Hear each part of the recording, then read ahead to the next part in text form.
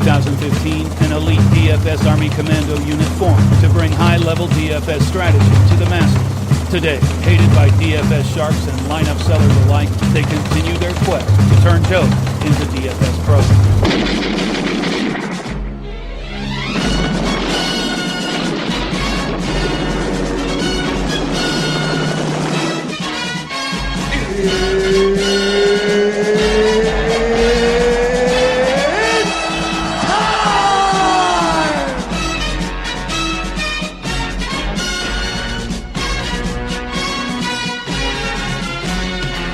Good morning, Army, and welcome to the Taco Tuesday PGA Daily Fantasy Golf Podcast, presented to you by DFSArmy.com. Sign up today using the link in the description to gain access to our premium fantasy golf tools, including the cheat sheet, which we'll be referencing on the pod, the Domination Station Lineup Optimizer, and tools for every single daily fantasy sport there is. And when we say every sport, we mean it. In addition to providing content for FanDuel's new WNBA offerings, I've got content coming out for the European Tour events, as well as a really nice sheet coming out for this week's League of Legends MSI semifinals. If you're not familiar with that, it's the biggest esports tournament there is outside of the Worlds tournament in the fall. So be sure to check that out along with our usual MLB, NBA, and NASCAR content. So come check us out at DFSArmy.com. Support the pod using promo code TACO on sign up for a lifetime 20% off. So before we dive into this week's slate at the Byron Nelson, let's take a look back at the Players' Championship and the disaster that was the Players' Championship. It was pretty crazy. A lot of the big names didn't really do that well. Dustin Johnson was looking kind of bad until Sunday when he posted a 68. He had posted a 74 on Friday. Wasn't looking that great, but turned it around. Ended up being all right. We were all over Francesco Molinari, who did great, but there were just a few really high-owned options that everyone expected to do really well that just fell flat on their face. Like, you had Mark Leishman that kind of killed a lot of people last week, but of course, the biggest mess up of the week was everyone's darling Jon Rahm. Absolutely tanked on Thursday. Ended up getting the MDF. He posted what did he post? He posted an 82 on Thursday after being right there in contention after the weekend. So it was pretty crazy. A lot of big names ended up MDFing. Matt Kuchar, Justin Thomas, who was doing really well, put up a 79. And a few other high-owned options like Martin Keimer and Graham McDowell. They may as well have gotten the MDF because they put up insane numbers on Sunday. Just looked really bad. And the winner at the Players, probably one of the least expected winners that we've had anytime recently. Siwoo Kim. That's right, the guy who's withdrawn from 4 tournaments this year and has missed cut after cut after cut. At least 7 missed cuts so far in the year. Just a guy who's been injured and said after the tournament was over that he was definitely in a lot of pain. Siwoo Kim ended up winning by 3 strokes. It was just one of those kind of tournaments. He actually has to go do his duties in the Army now. The exact same thing that we saw from Sang Moon Bae, because they only care about Olympic wins as far as getting out of the Army is concerned in Korea because of their war with North Korea. But a PGA Tour win, especially a big one like this, I feel like it should count for something. I mean, this is one of the... I mean, the dude just made like $1 million, almost $2 million, but he has to go serve in the Army now, and it's crazy. I still miss Sang Moon Bae. Wish they could just trade places or something, but it's pretty crazy the way that Kim gets wins. He also won the Wyndham last year, and it was a pretty similar sort of win for him. Like, he was in really bad form going into it, and just out of nowhere, he showed the real upside that I knew he was always capable of, just not when you'd think it would happen, you know. So it was a crazy week. A lot of lineups ate crap. The 6 out of 6 rate was actually really high because a lot of the chalky options made it, like Rahm, but ended getting MDF. Kuchar is right there too, so the true 6 of 6 percentage was a lot lower than expected, but we knew that going into it with Sawgrass. Sawgrass is crazy, and they had just redesigned the course. Like hole 12, they made it a drivable par 4, but it ended up being just way too risky and screwed over a lot of people. And there were actually a record number of people that hit the water on 17 this year. I think 69 shots hit the water on 17 this year, which is wild. I mean, I saw live on that 360 cam they added on Twitter. I saw a Zach Blair just pull a Russell Knox and splash 3 in a row right into the water. But unlike what people usually miss it, he wasn't even missing it short. He was just hitting it with too much club and having it run off the edge. It was one of those crazy tournaments. Probably one of the crazier tournaments I've been a part of since following, PGA, DFS, and whatnot. Very wild. Very unexpected leaderboard up there. We saw Rafa Cabrera Bello get a double eagle, or an albatross, whatever you want to call it. Kind of catapult him up the leaderboard on Sunday. Kyle Stanley was awesome. Francesco Molinari continues to be awesome. Lucas Glover ended up with a really good finish right there with Brendan Steele, Adam Scott. But a lot of names you don't really expect to see up on the leaderboard, like Ian Poulter. It was looking like Louis Oosthuizen was going to win, actually, but ended up getting a double on Sunday and kind of never really recovering. Siwoo Kim just kind of kept his head down, parred his way to victory, and that was that. He ended up winning by 3 strokes, and the studs were just nowhere to be seen, which in such a strong field is quite an anomaly, but that's Sawgrass for you.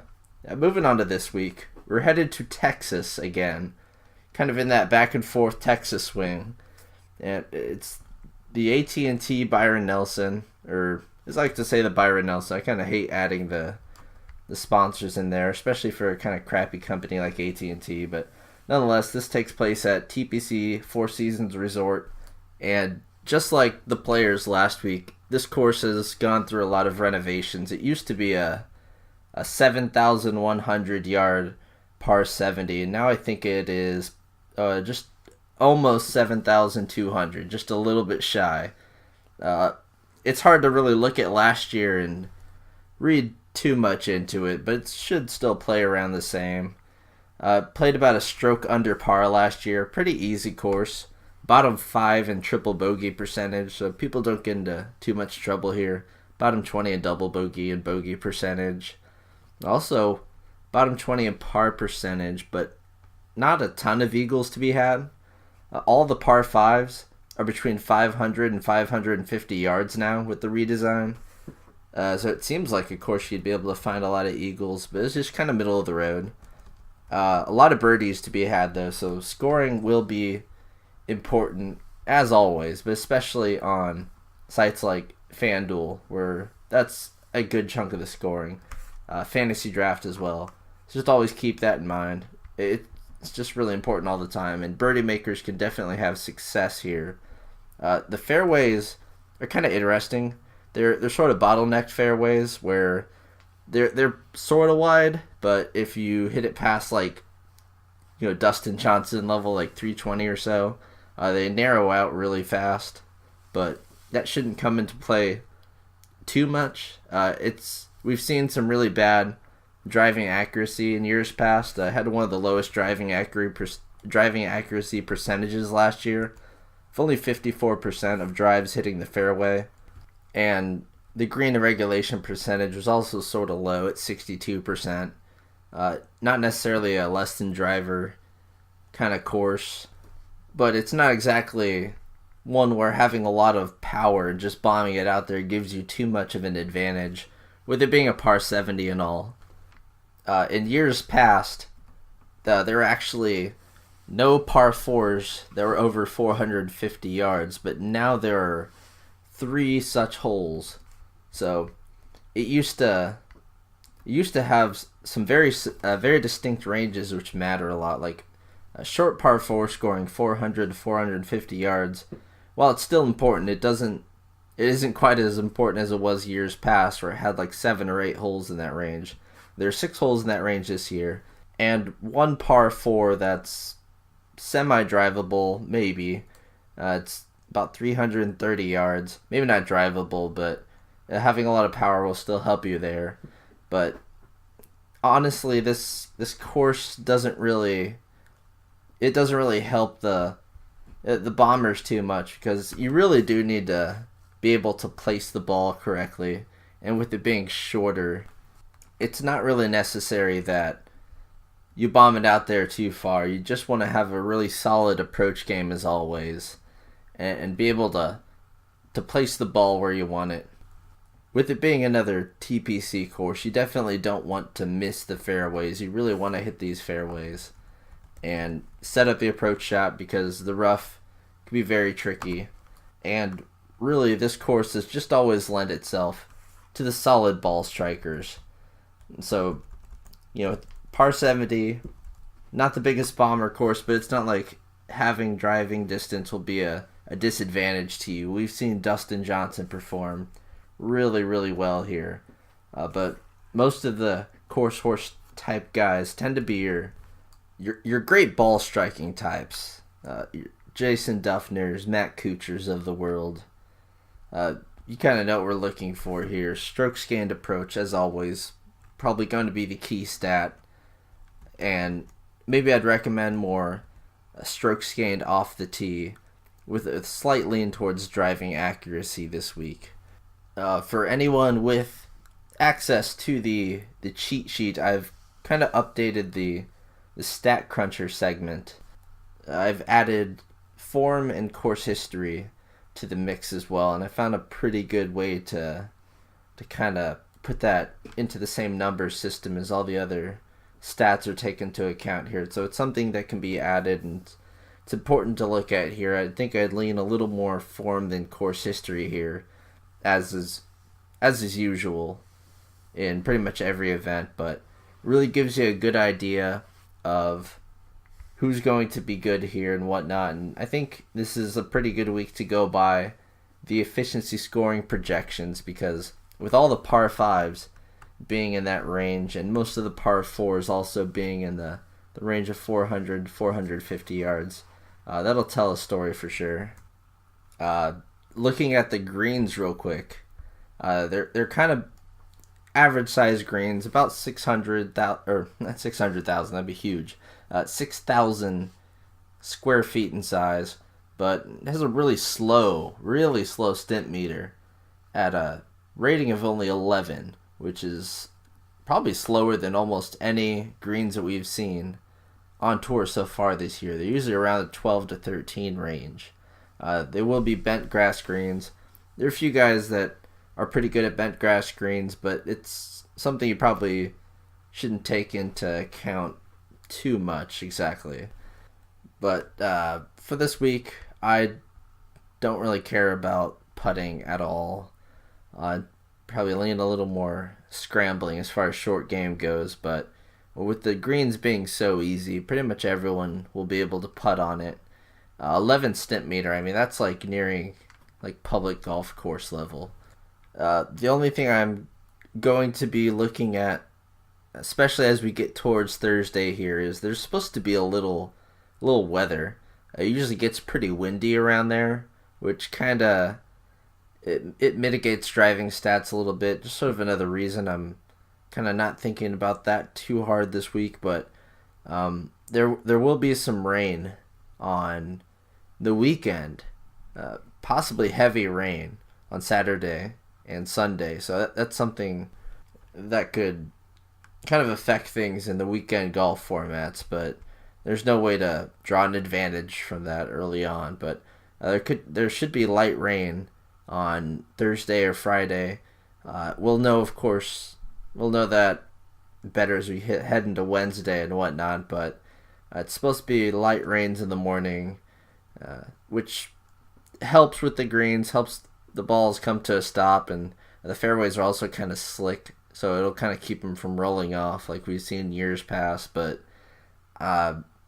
weather's just something you have to wait until Wednesday to really look at too hard. And usually people kind of blow things out of proportions. Usually if you look at the statistics of who makes the cuts between AM and PM tee times. It's usually like a 51-49 or a 50-50 straight split. So unless it's something ridiculous, then you won't have to look into that too hard. But if that is the case, I'll let all of you guys know in the Slack chat. But on to these picks here. We've got a strong-ish field up top. We've got a few big names in DJ, Sergio, and Jordan Spieth. Sergio, the defending champion, and Dustin Johnson being someone that just really performs well here every year. And Jordan Spieth also pretty good here year to year. Looking to come out of a funk because he's been really bad recently, especially last week when he just missed that cut just terribly. But all of them are pretty formidable plays here, and we'll see him have a decent amount of ownership. Maybe not Jordan Spieth, but the secondary range underneath these studs kind of falls off a bit dramatically compared to other weeks where we would have people like Rahm or a Scott or something like that in the $9,000 range. It kind of drops off immediately. We see Louis Oosthuizen at 9,700 and Tony Finau up in the 9,000. So kind of tells you about the slate a little here. It's actually strong once you get into the $6,000 range. It seems like a normal field. We're just missing that group of like second tier players that we would usually see be the top plays from week to week. But getting into these studs here, DJ 12,500. At this point, that's a bargain for him. 11,800 on FanDuel, probably the most expensive that he has been on the season. So still a very strong play in all formats. The dude's a beast. Last week he was at a course that he had historically performed really bad at and made a charge there on the weekend. Finished T12. His upside is obviously win the tournament by multiple strokes, and his downside is, I mean, he could always miss a cut out of nowhere here, but the dude's just on fire. Expect the top 10 from him. He's really safe and should be very, very high owned, pushing the 30-40% owned mark. And he's Dustin Johnson. You kind of play him. He's sort of Russell Westbrooking the season so far. So all on board with him. Sergio Garcia at 11,000, defending champion here, of course, and just recently won the Masters. Last week wasn't looking the greatest, and he got that ace on 17, and even over the weekend he also had an eagle. So DraftKings scoring wise, he was kind of must-have, but it's an interesting case with Sergio. He actually doesn't look that great here as far as the efficiency scoring goes. Not a lot of his strong suit type holes on this course, but overall statistically, the dude looks awesome besides being a terrible putter. But I don't care about that. He looks to be in a great spot. He's defending his championship here at 11,000. That's really expensive for him, and it just kind of makes me like Dustin Johnson a lot more. But you got to have some Sergio in there. Jordan Spieth, same price pretty much, 10,800. Actually passed by Sergio in the world golf rankings now after that last miscut. I think it's safe to say that his form is quote-unquote bad this year. I mean, for him, we're used to seeing him like top 10 every tournament, always a factor, and he really just hasn't been a factor whatsoever in any tournament he's played in since he won earlier in the year. And he's always been a top like 4 or 5 price guy, and he's coming in at 10.8, and it's really hard to pull the trigger on him. He's never been in contention in this tournament, although he's made 6 of 6 cuts. The only thing I'm really liking about him is the fact that he won't be popular. We've said this about him plenty of times recently, just like, hey, it's Jordan Spieth. No one's going to own him, and it's Jordan Spieth. But that's kind of wearing thin a bit. But I do like how he suits the course this week.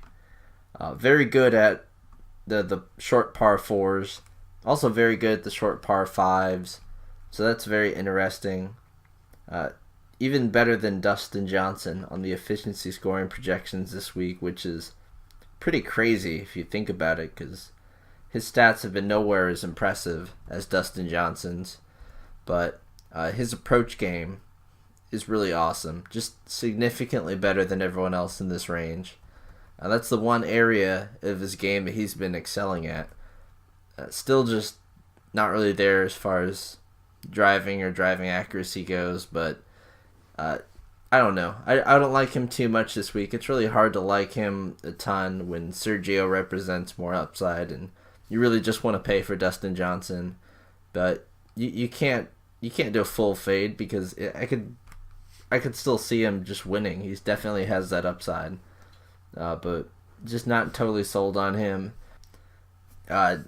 Fourth most expensive guy, and this is where the kind of drop begins here, is Brooks Koepka, back in the 10,000 club at 10,200. Second here last year, T16 the year before that, and he's kind of come into his groove in his last three tournaments since the Masters. 16th place last week at the Players was his worst finish in his last three events.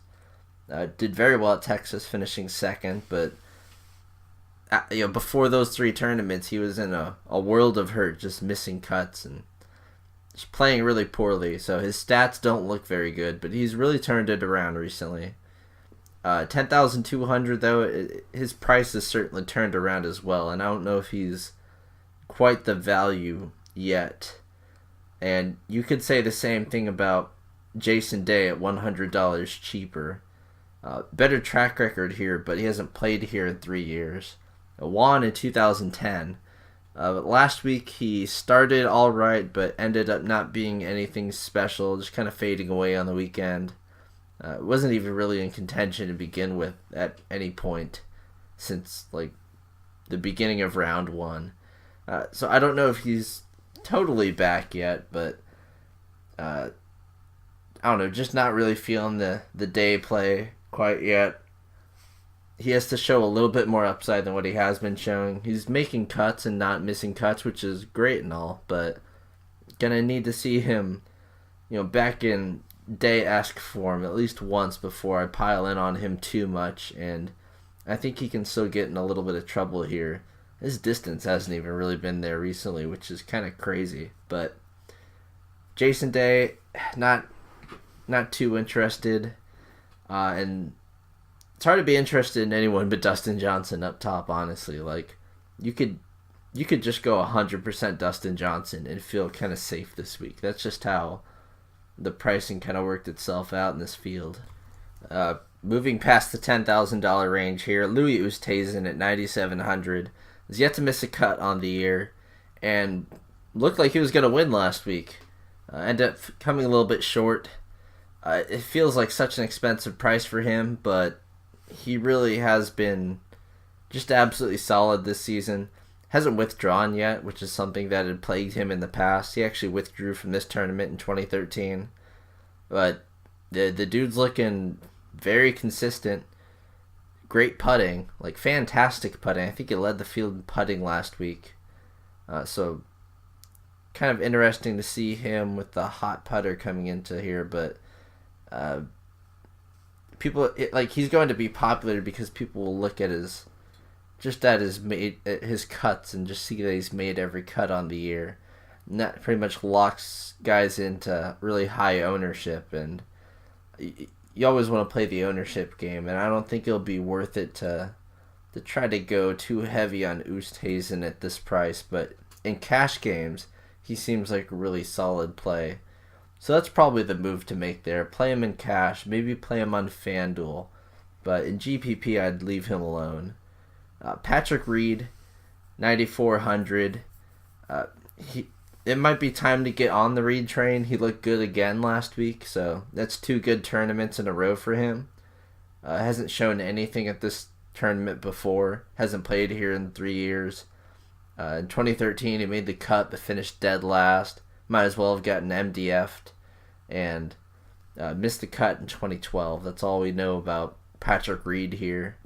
I think I will be playing Patrick Reed just out of lack of options up here. 9,400. Unless I feel like just leaving a lot of salary on the table in GPPs, I'm not sure how I'm going about that yet so far this week. I'm going to have to see how ownership projections look and all that, but might as well play Reed. Doesn't look good statistically because a crappy start to the season and all that, but he's shown 2 tournaments in a row now that he's not in terrible form. And if this was last year, Reed would probably be up there with like Sergio and Jordan Spieth. So, the guy could win. He has that winning upside. So, someone who would absolutely not shock me if he was the leader after 36 holes or even 54 holes, and even if he won, it wouldn't be that shocking to me. Patrick Reed, good in Texas. I forgot to mention that about Jordan Spieth. Actually, the dude's from Texas, so probably the reason he's here. Of course, he loves Texas. We all love Texas, don't we? We love our Texans. That reminds me to give a huge middle finger to the legislature out there in Texas, because it looks like they're going to be banning DFS in Texas in the near future. So, screw all you guys. You guys suck. But back on to Patrick Reed here. Nothing interesting statistically. The only reason I'd want to play him is for his namesake and just for his very, very recent form.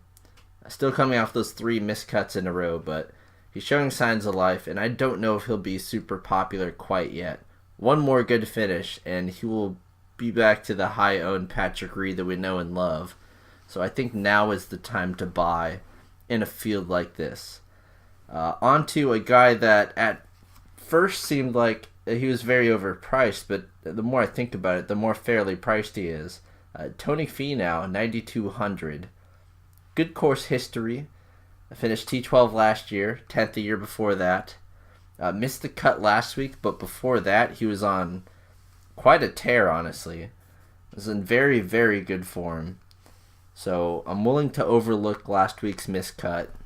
The dude absolutely rocks the efficiency scoring projections. He's one of the highest on there. I think he's in the top 5 for the field. Very good at that par 4 range I was talking about, and obviously he's always a great par 5 scorer. Love everything about him. Love the fact that he's really good at bent grass green play, and what I love about him most is his price on FanDuel, 7,700. Perhaps it's lock of the week on there.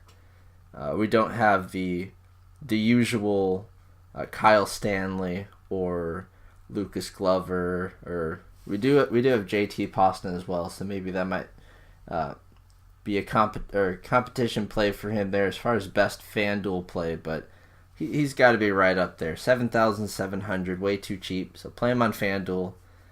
Play him on DraftKings too, because maybe a lot of people are just playing him on FanDuel and skipping him on DraftKings, but I'll pay for that just because of the lack of options to pay for. Although we are starting to get into that range where there are a lot of pretty good plays here.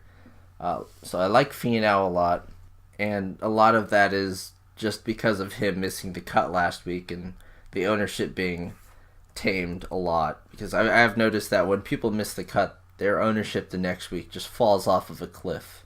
And he wasn't even that highly owned last week to begin with. But love Finau this week. Another guy that I love, but everyone else will love as well. Jason Duffner, 8,800. Won here in 2012. Has never missed the cut here. Pretty much always in contention here. 3 top 10s in the last 6 years. A T24 last year. The course just kind of fits his game perfectly. You know he's a ball striker. That's just what he does. He's a pin seeker. Was actually one of the... He ranked among the highest in off the tee last week and in driving distance. He wasn't really scared to put a driver out there, as where a lot of other players are clubbing down.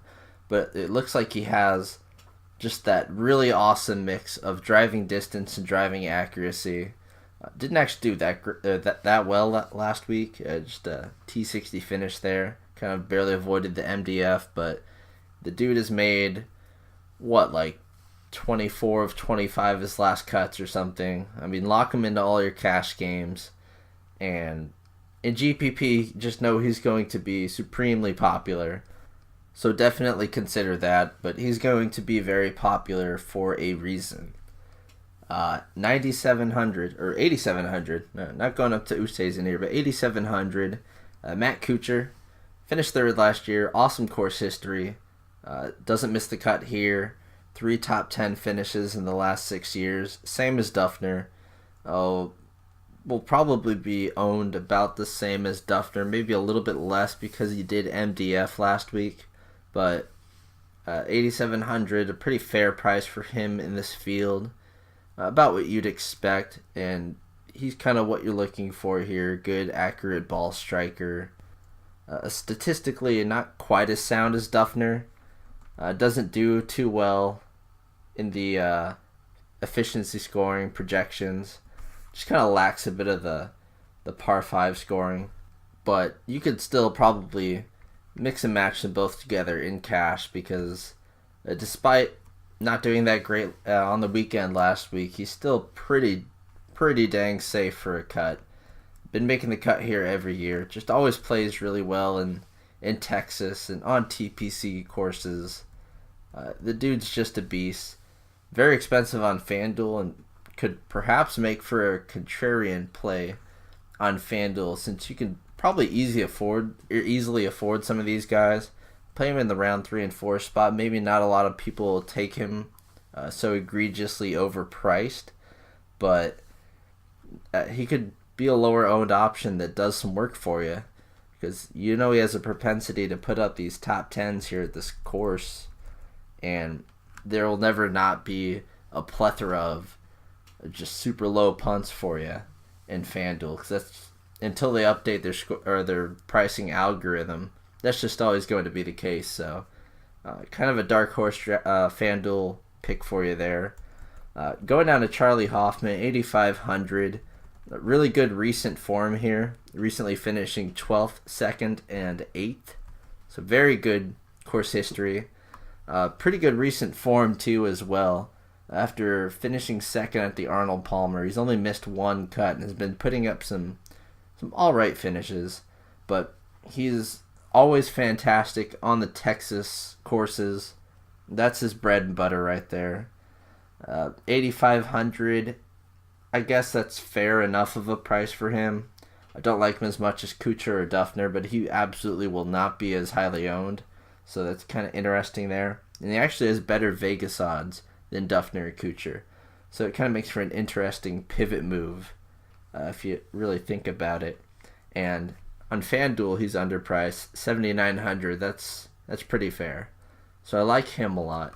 And I really also like the guy right underneath him, 8,400. Brandt Snedeker looks really awesome on the efficiency scoring projections. I think he is number 2. Yeah, he's number 2 behind Russell Henley, who we'll talk about next. But he's the best in the field. I do believe he's the best in the field. Par 4 scoring, 400 to 450 yards. Great value for a guy like Snedeker in the lower $8,000 range.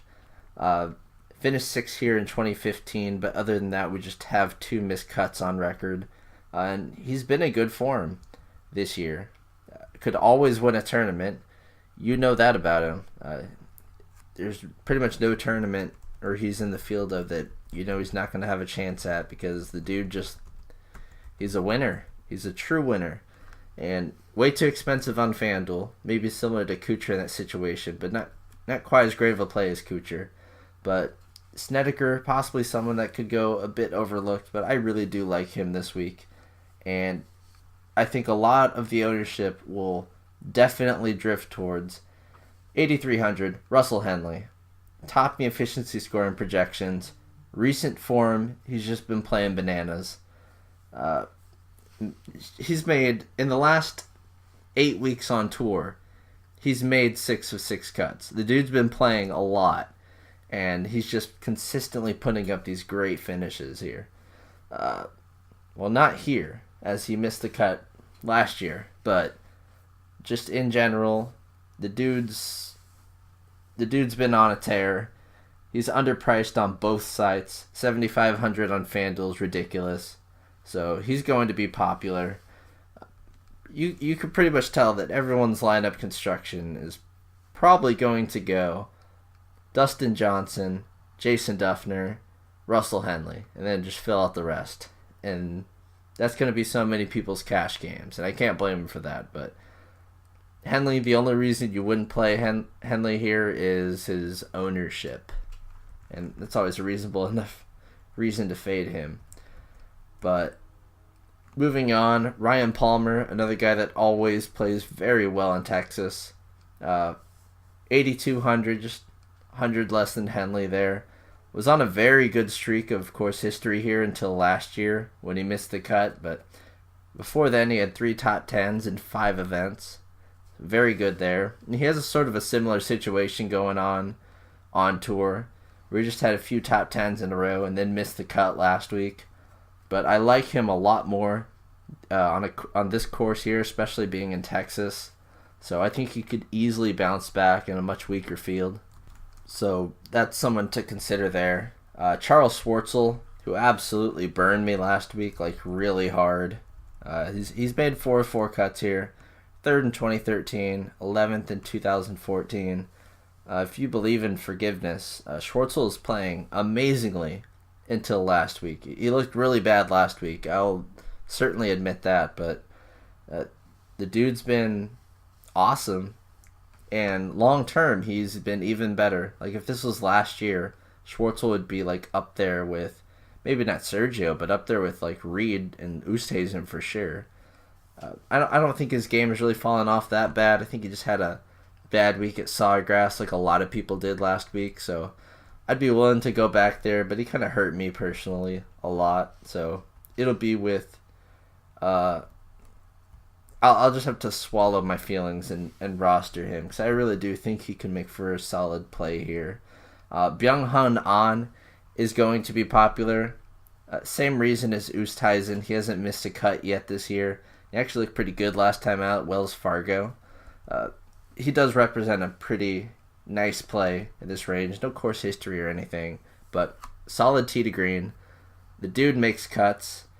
Can't really go wrong there. Maybe play him in cash and on FanDuel where he's a little cheap, and avoid him in DraftKings GPP. I think that's the move, because outside of that 8th at the Wells Fargo, he's been putting up like constant finishes in like the 40s and 50s, and that won't really win you anything, but pretty solid for cash.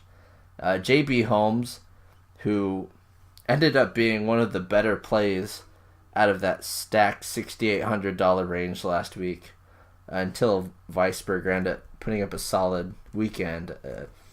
I don't know how to feel about JB Holmes. He was looking like he was going to have a top 5 finish there, and then just got into so much trouble like you kind of figured he would at Sawgrass. So don't know what to make of him, but he is pretty underpriced here on this slate at $7,900.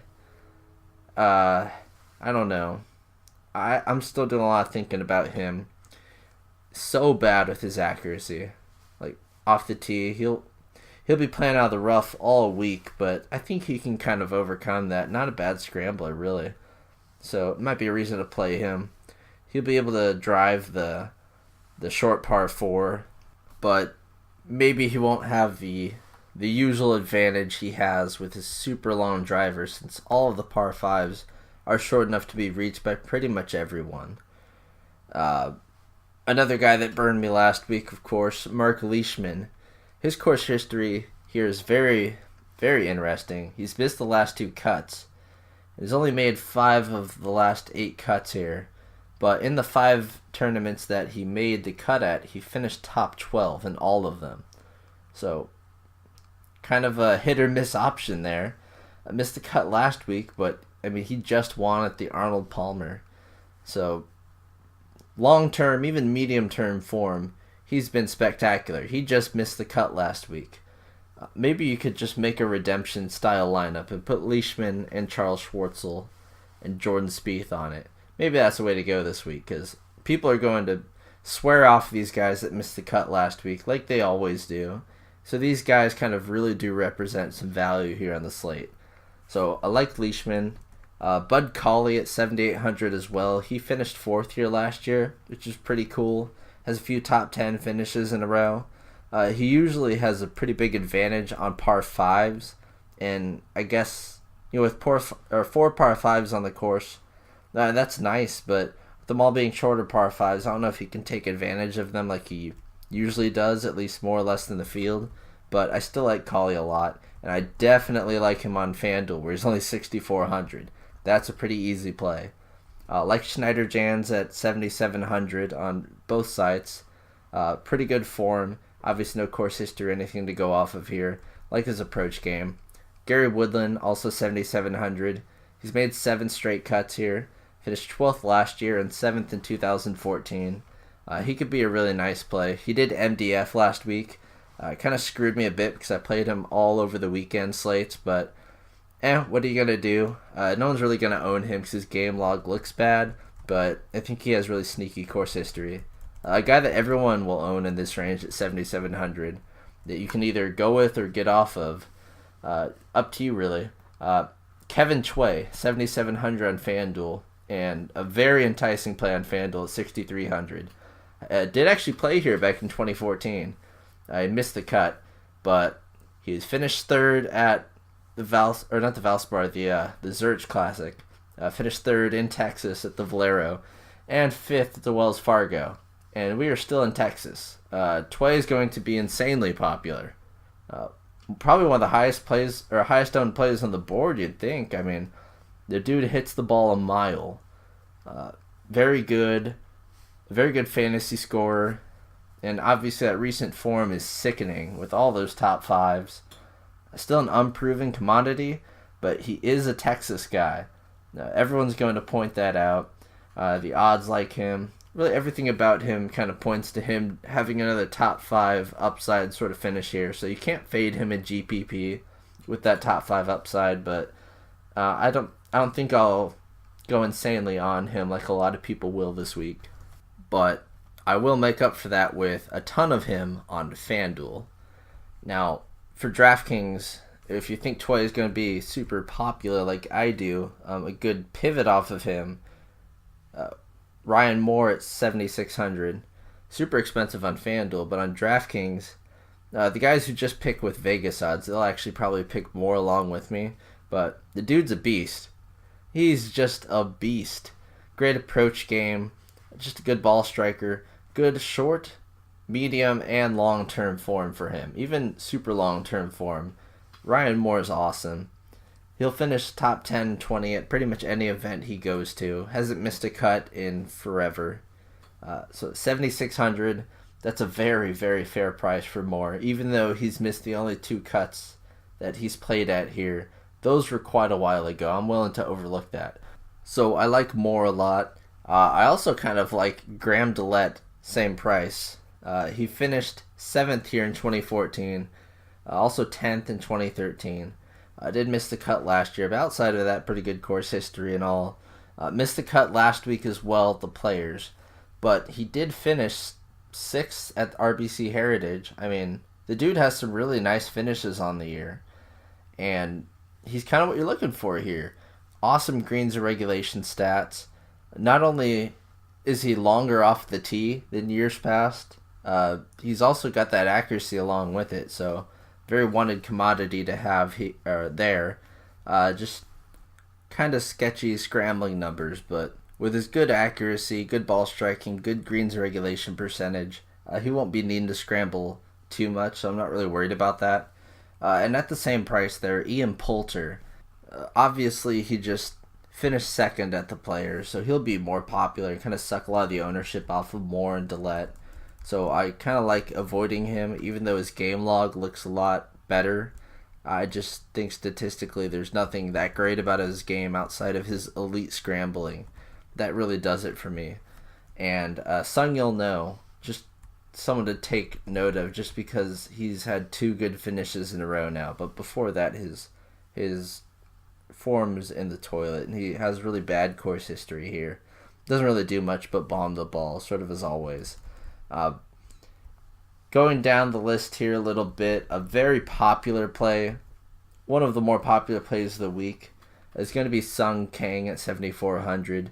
The dude's gone from being sort of like a Sung you'll know, a few good tournaments in a row kind of guy, to having some seriously great form.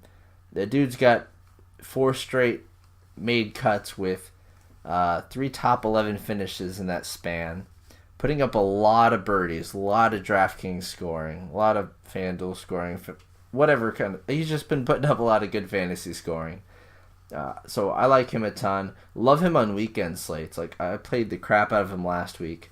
If he's gonna finish, or if he's gonna be like T40 or T50 after Friday, then he's pretty much a must play on the weekend slate, because he's just one of those guys that has a really nice birdie or better percentage.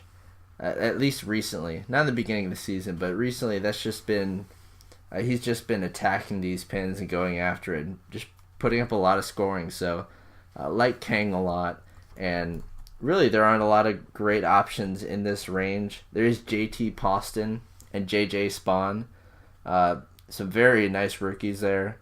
Obviously, no course history or anything, but those dudes have been making cut after cut after cut. They're kind of the same play, really. Maybe with Poston being a better play than Spawn, just by a little bit. But if you're taking ownership into effect, you should actually probably play Spawn over Poston, because Poston's game log looks a lot better than Spawn's. But they're pretty much the same play. I have them projected right around the same, just with a slight lean towards Poston.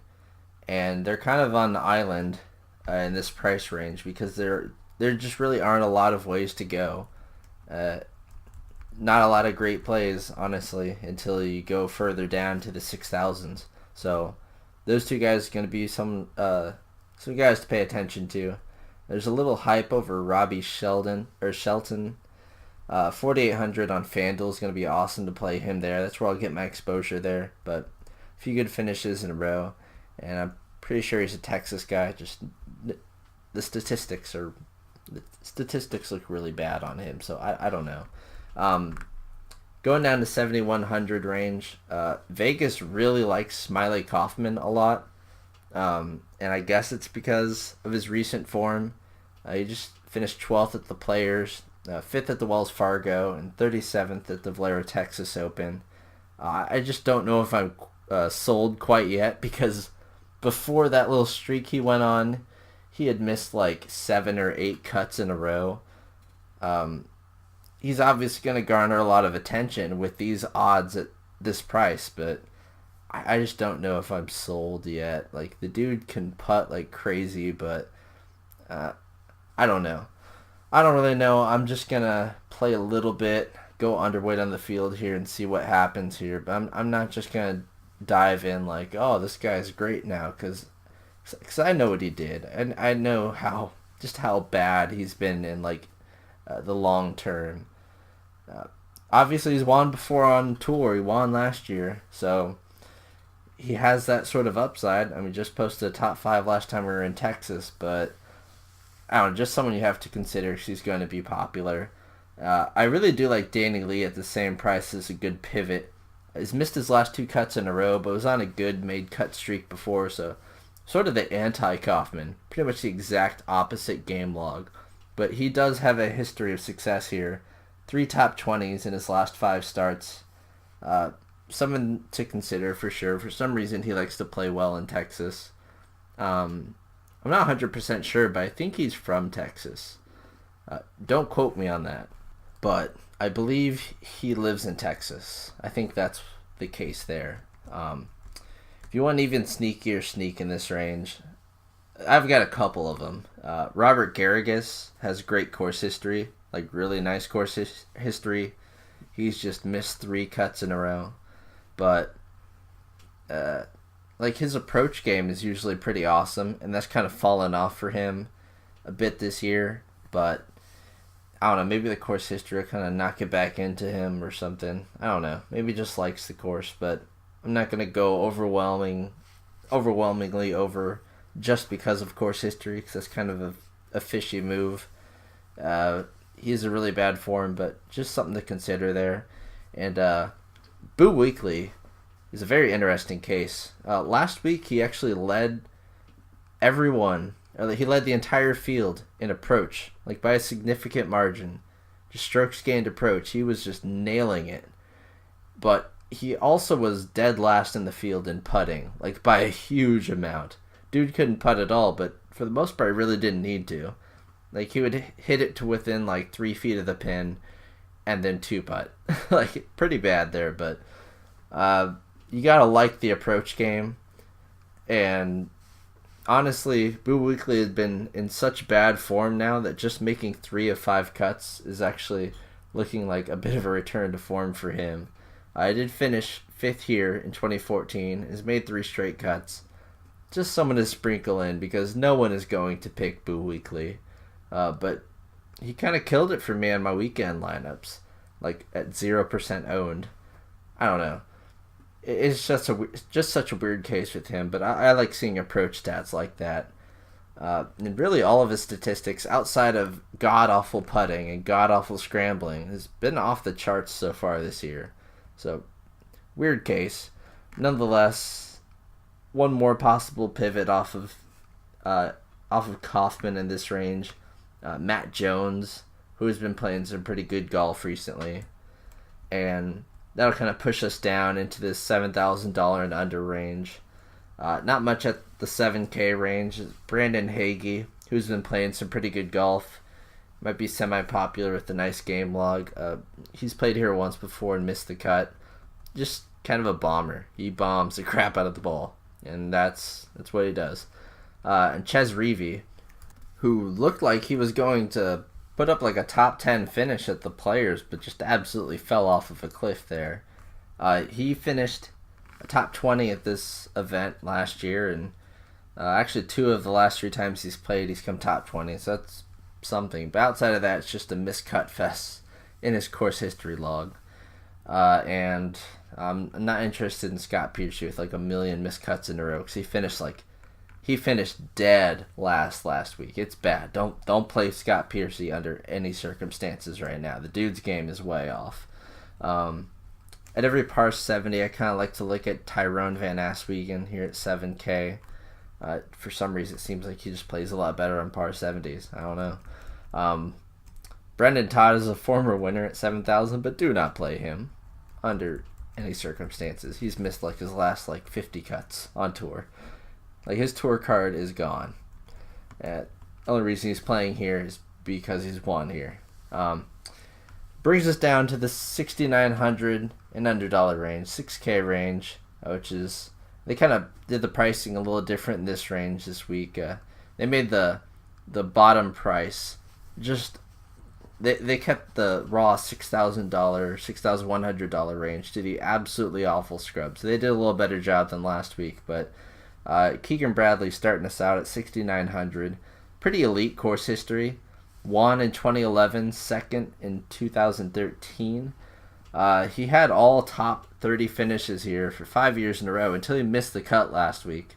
I'm sure it tilted a lot of people with, crazy high ownership last year here, but the dude he's kind of a struggle to pick week to week, but this is one of the places where he has that elite course history here, and maybe that miscut will scare people off of him, and his namesake does a good job of doing that. But by far the best Vegas odds, well, not really by far, but just good Vegas odds for the price here. Kind of right there with a few other guys I'll talk about, but there's a reason to play him for sure. I can see it. Just I don't know. I don't like playing Keegan Bradley too much, just because whenever I choose to go well in on him, he screws me. So I'll keep it moderate. He's still going to be pretty popular. Hudson Swafford, kind of the same sort of scenario here. I mean, not the course history or anything. Although he did all right last year at this event. Just been playing all right, and is still pretty cheap. They kind of bait you into playing him every week, but I don't know. Recently his form's kind of tapered off a little, so I'm not as interested as I would have been before. The guy I'm really interested in this range here is Nick Taylor, who had just some superb form. Not like superb, but really, really good form for a guy like him. And that kind of culminated last time at the Wells Fargo, where he put up that top 10 finish. No course history here, but I really like his game in pretty all aspects. Great approach, a good driving distance, and really good at greens regulation. So like me some Nick Taylor, and he's actually really solid on the efficiency scoring projections and the stat cruncher, and pretty much everything about him outside of his non-existent course history is looking good for him. So he's going to be a cornerstone of a lot of my lineups. And one of my favorite golfers, Nick Watney, he's just got some good course history here. Played there twice, 2 top 10s. That's pretty nice. I'll be sure to sneak him into a few for sure. Moving on down, the $600 to $800 range, the only reasonable play here is Brian Gay, who tried to show a little bit of form with a couple of 6th place finishes in a row, but kind of crashed back to reality. So I don't know if I'd play him. Although maybe this might be a better place to play him. He did finish twice here in 2010, 14th in 2011, but he has like no driving distance at all. But I mean, par 70, I guess that's where that could come into play a little more. Just I would have liked him a lot more last week, and it looked pretty bad. Billy Horschel has worked his way all the way down to 6,700, which is crazy. But I mean, this is the guy that won the FedEx Cup. It's just he's so bad now. 3 straight missed cuts, just playing like crap. It's hard to really like him too much. It's just at this price, they're pretty much baiting you. But how much do you really need to drop to for Dustin Johnson this week? It's not like he's 1,400 or anything. You can find better plays than Horschel. Just wait until he shows he's capable of something. Morgan Hoffman has kind of good course history here, but I don't know if I care. He finished 12th at the Wells Fargo, but I'm still sketchy of him. And Jonathan Randolph at 6,700. He's kind of an interesting case. In pretty good form recently. Finished top 10 at the Wells Fargo. And at this event, he played back here when he was a rookie on tour in 2015. Finished 34th, so kind of interesting. I like him a lot on FanDuel at 5,000. That's a really solid play. Finishing off this mediocre slate. It looks a lot better when you first open it up and see DJ and Spieth and Sergio there, but really the field's not all that great. Like, there's nothing too interesting about it, but down at 6,600, this is where the plays really start to taper off. Always like mentioning Tim Wilkinson. He's missed a few cuts in a row, but finished 4th last year, 22nd in 2014. That's just my dude. Good approach, awesome scrambling, good driving accuracy, but not a whole lot outside of that. Zach Blair is in this range, and he might as well have made the cut last week before he splashed a bunch into the 17 green. But I did watch that, and one thing I liked about it was he showed some pretty good composure. Like, after a while, he just started laughing and getting with the crowd, just kind of cheering him up. You know, it seemed like they cheered more for him finally making the green than they did for Sergio's ace, which is pretty crazy. But I'm not too concerned about him. I like him a lot more at a course like this, a shorter one, since he has really bad distance. But finished 16th here in 2015. Could be interesting. I don't know. Going on down, I like John Hutt, 6,500. Seems like a course that could fit him, and he's done well here in the past. Anirban Lahiri at 6,400. That's just a little cheap for him, even though his form has been pretty crappy.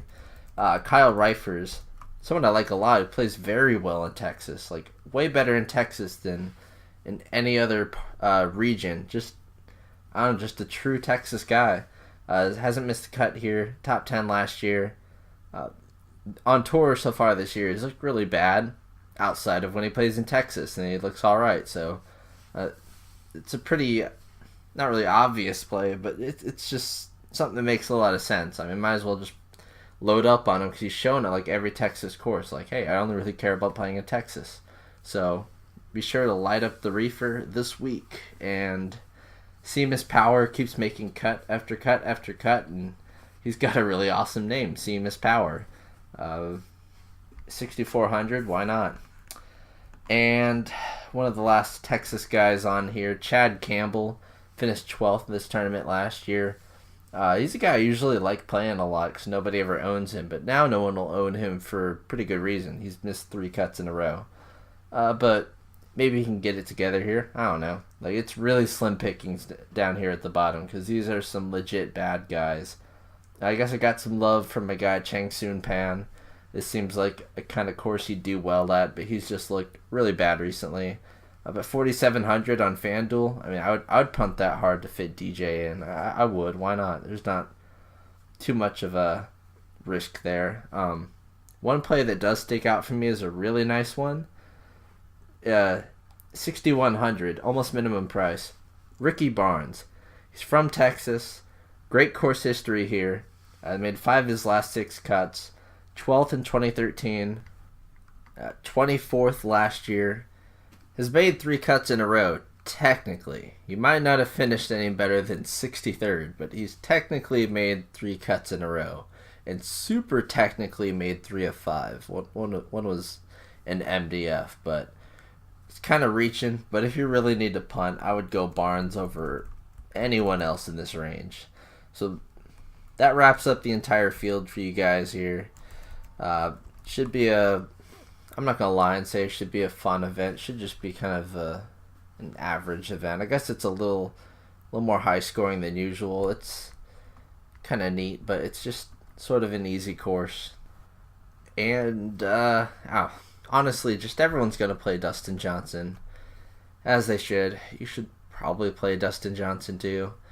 I haven't decided if I'm going to play 100% Dustin Johnson, but I think you either need to go 100% or just bust out the big balls and go 0% Dustin Johnson, because he's going to make or break the slate. 6-1 odds, like that's pretty darn good.